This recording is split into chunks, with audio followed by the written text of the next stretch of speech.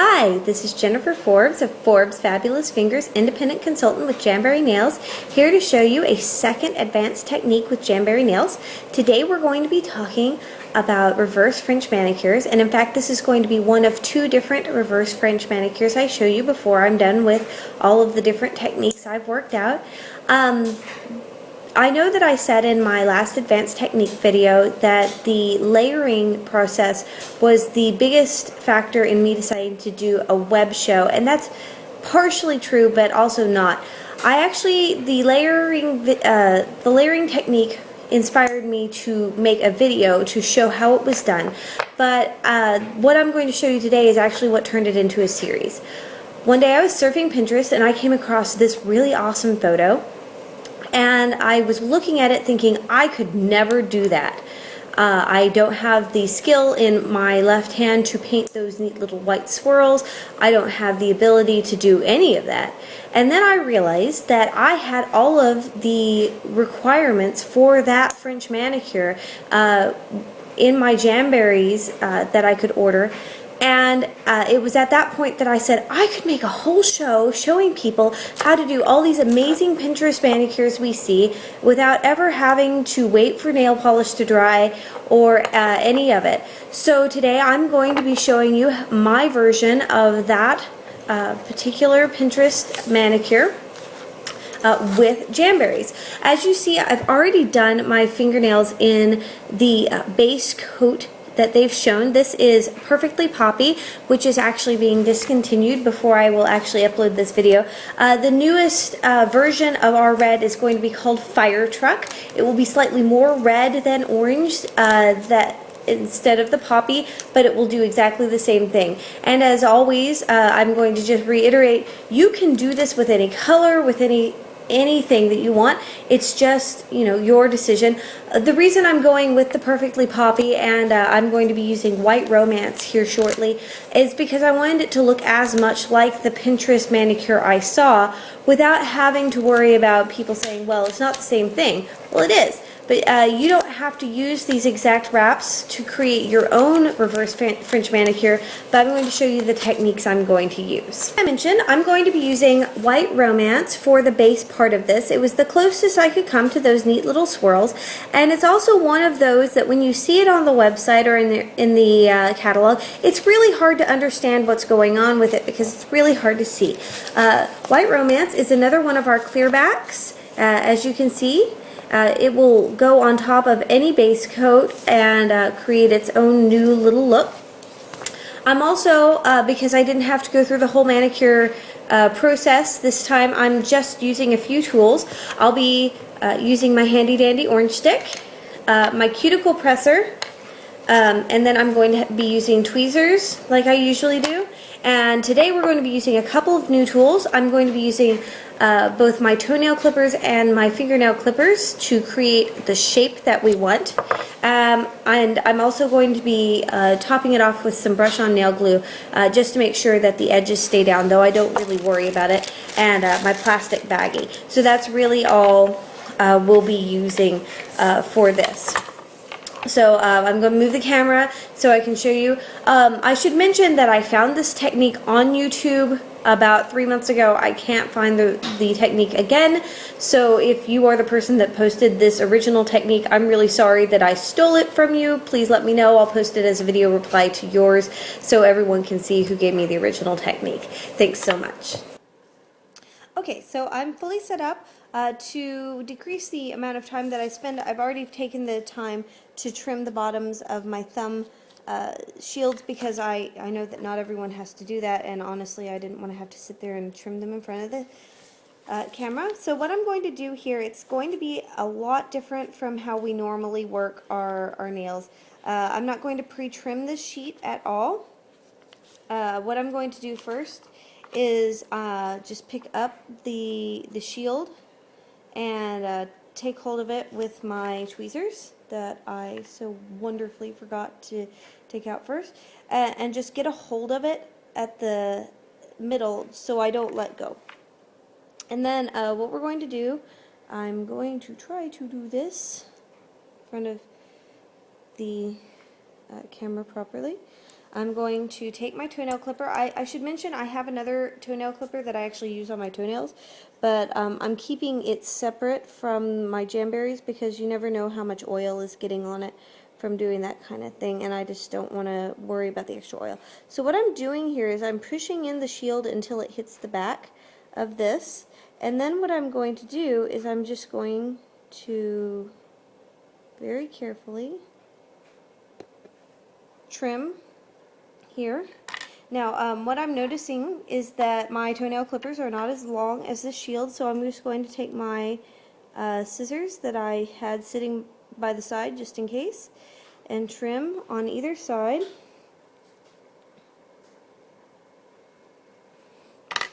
And then I'm going to pull the rest of the shield away from what I've trimmed off there.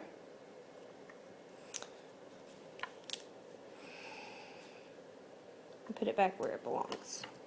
Okay, so now I've got this perfect little half moon sitting inside my toenail clippers, and I'm going to grab it out, and I've already noticed, looking at it, that one side was not trimmed as low as the other, so just because it shows, you know, it shows it better here, I'm going to trim it to be even.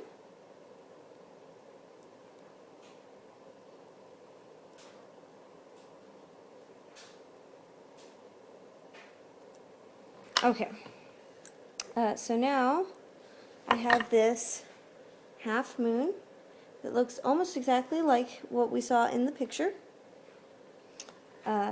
Just one quick grab of an extra piece.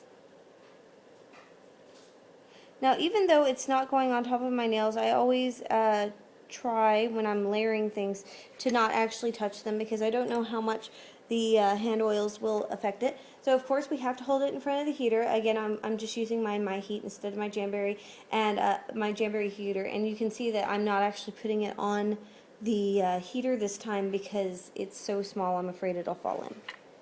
Okay, so I'm just going to line this up with the bottom of my nail like I would with a normal shield, and it's very stuck to my, there we go.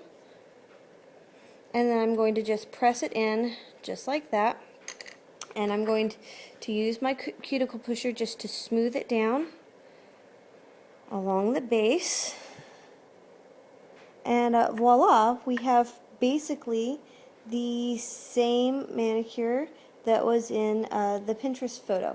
So what I'm going to do, just to make sure it seals down, I'm going to use my plastic baggie method where I heat it up. I just want to make sure that it's fully heated onto the nail and well stuck, just to prevent any problems later. There we go. And give it one more fantastic little push. And even though I'm not really sure I'm going to need it, I'm just going to brush a little bit of brush on nail glue right along the seam here, because I've really absolutely never done this, and I don't know how it's going to work. Okay, there you go. Now it's done. I'm going to finish off the manicure and come back and show you what it looks like. Okay, I'm going to level with you. That took a little bit longer than I thought it was going to.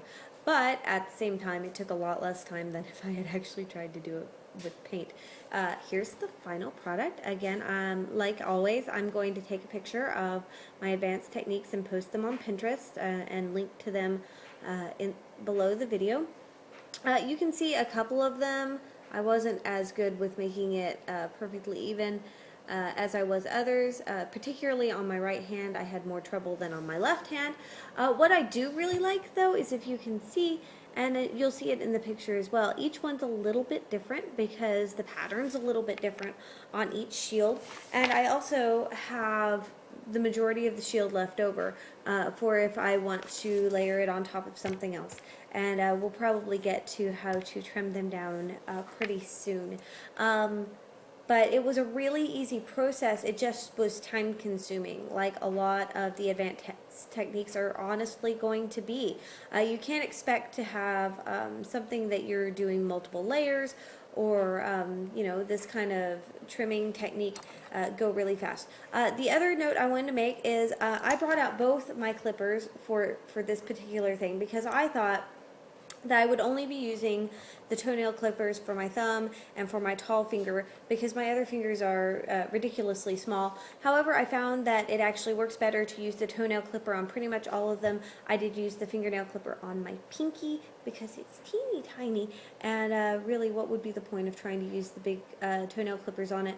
And the other reason is because it's much shorter than my other nails. The fingernail clipper has a much smaller area to press in than the toenail clipper does. Other than that, it was ridiculously easy. I do still have some drying nail glue on the thing. I do notice the difference between having my the nail glue on and not having the nail glue is that it kind of bridges that gap, and I really can't feel the seam between them. So I'm going to be able to keep this around, and then if it starts to flare up a little bit later on in the next couple weeks, I can always, you know, put another glue down to fix the seam. Other than, you know, so this is a reverse French manicure, version 1 with Forbes Fabulous Fingers. I hope to see you again soon, and if you use this technique, I would love to see some links of your pictures of things that you've done. I would also love to see your manicures that you see on Pinterest that you would like to know how to do with the Jamberry shields, or even using the Nail Art Studio. We'll get to that a little bit later. But I would love to hear from you. I would love to see your pictures. I would love to see how you do it. So for now, this is Jennifer Forbes of Forbes Fabulous Fingers signing off, and I hope to see you again soon. Bye-bye.